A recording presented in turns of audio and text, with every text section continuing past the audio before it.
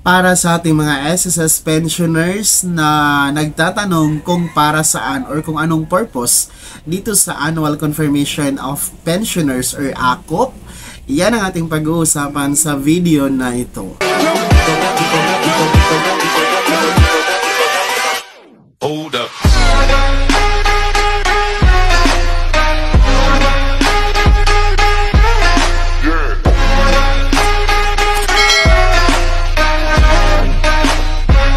Hello mga ka-vlogs, saan ka mang dako sa mundo, welcome dito sa aking YouTube channel. And kung bago ka pa lang dito, nice mga informative content na andito sa aking channel, ay maaari nyo i-click ang ating subscribe button pagkatapos mo mapanood ang video na to.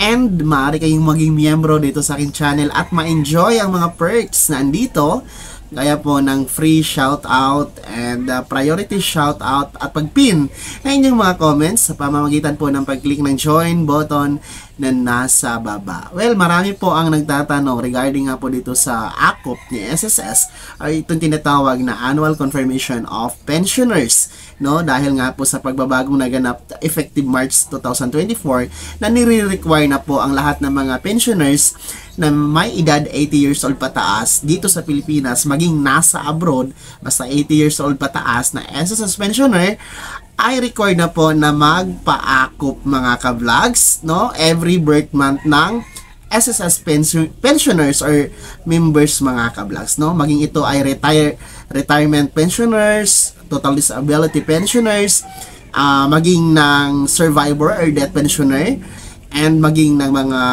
dependent children under the guardianship custody mga ka-vlog. So, ngayon, marami ang nagkakagulo regarding dito sa ACOP kung bakit nire-required talaga ito since pera naman or contribution naman ng SS member, bakit pa kailangang pahirapan ng mga pensioner? Kasi alam naman natin, mga pensioner, no, lalong-lalo na yung mga 80 years old pataas ay meron na talaga mga karamdaman, hindi na maaring pumunta sa SSS para mag-reporting dito sa ACOP. Ang iba nga bedridden, ang iba nasa hospital nakaratay mga ka-vlog. So, yun po yung mga sitwasyon na nakikita mo natin na dapat din isaalang-alang ng ating SSS. Pero gayon pa man po, required nga po dito sa ACOP, no, according po sa Republic Act 11199 o yung tinatawag natin sa mas kilalang the Social Security Act of 2018 na kailangan pong magpa-ACOP dahil po ang ACOP ay isang annual reporting, no? Reporting ng mga SSS pensioners doon kay SSS para malaman po ni SSS kung buhay pa po ba or patay na yung pensioner mga ka-vlogs, no? Para po tuloy-tuloy ang pagtanggap ng buwanang pensyon mula kay SSS. So, yun po yung purpose or objective bakit nagkakaroon po ng ACOP si SSS to determine kung buhay or patay na or kung active pa ba yung mga dependents ng mga kabataan ng namatay na miyembro ng SSS mga ka-vlogs, no? Para tuloy-tuloy po yung pagtanggap ng buwanang pensyon. So, yun yung pinaka-main purpose bakit nagkakaroon ng ACOP si SSS. So, meron pong mga pamamaraan naman po kung paano tayo mag-file ng ACOP. Pwede tayo walk-in, no? Pwedeng pumunta mismo sa SSS branch kung saan kayo naroroon or mas malapit sa inyo. Pwede din tayo mag-file ng ACOP sa ating mga disbursement bank.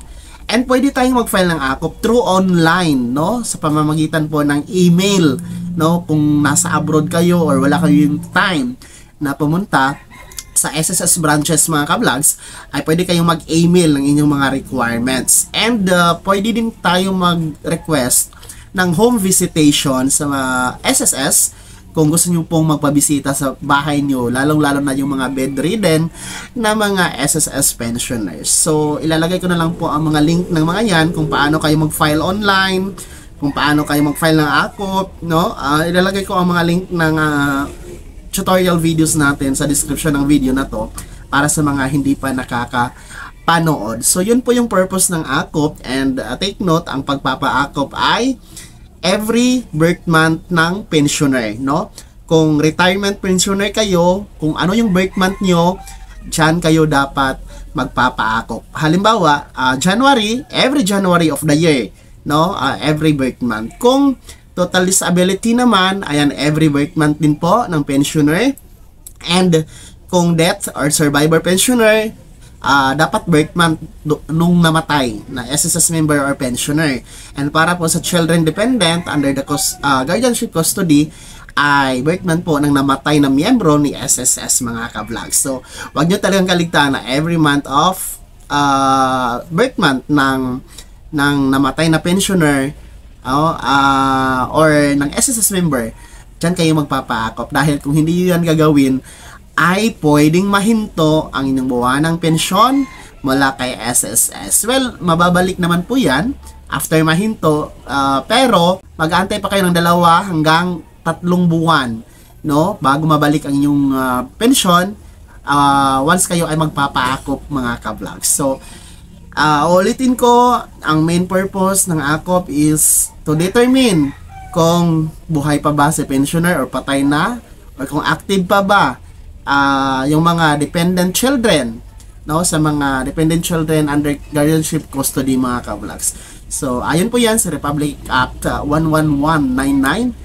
Sana'y naging malinaw ang diskusyon natin sa mga nagtatanong hinggil nga po sa purpose ng AKOP, kung ano nga po ba ito.